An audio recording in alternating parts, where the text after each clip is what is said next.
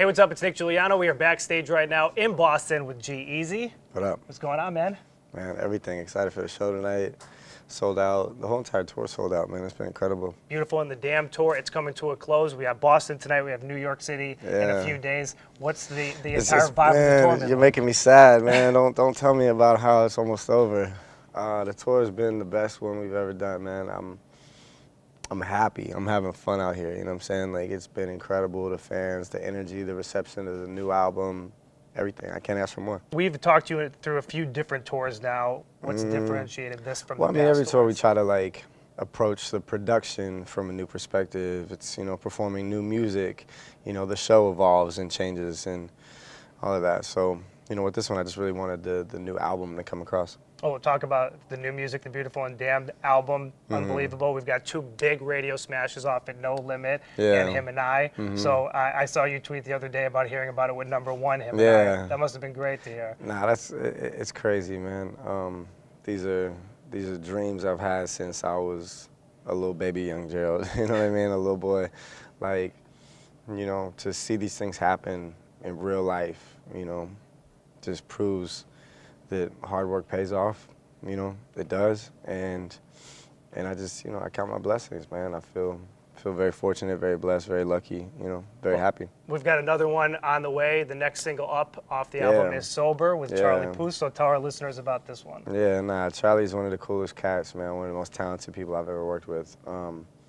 Truly brilliant, and this song, certain songs, you can't write the same song over and over and over, but when you get that one that feels so real and right and honest and, like that's me in a song. You know what I mean? Well, let's talk about the music video, which came out a few days ago. 3.2 million views. I just checked in a little over 3 days, so just 1 million views a day, no big deal. No big deal.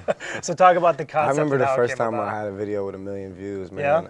Yeah? It took like 6 months or something like that, but when it hit 1 million, I was like, I woke up that morning and I checked, and I was flipping out. And I remember that being such a benchmark.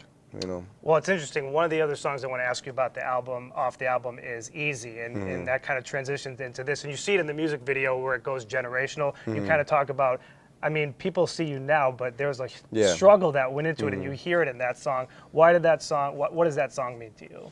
That song was actually inspired by a letter Ray Allen wrote to his younger self that got published.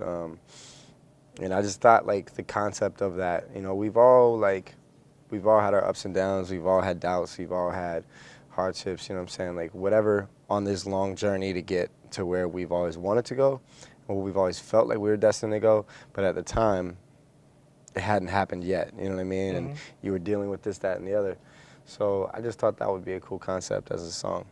Wrap it up here with G-Eazy. Two things to talk about coming off the tour. I just saw you tweeted about performing down at Ultra Music Festival in Miami. I mean, that's not going to be a fun time at all. It's going to be insane. Man, it's going to be a tough day at the office. Right?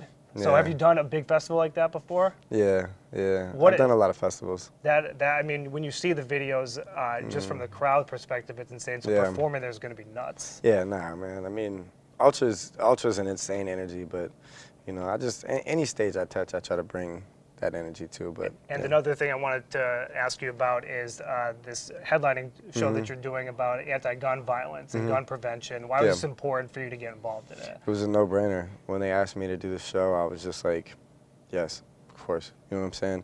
I think it's it's a really important, not only dialogue, but change that has to happen. You know what I'm saying? And as artists, we have our platforms, we have our voices, that are heard, on a big scale. So if I can bring attention to something that matters, then that's the case.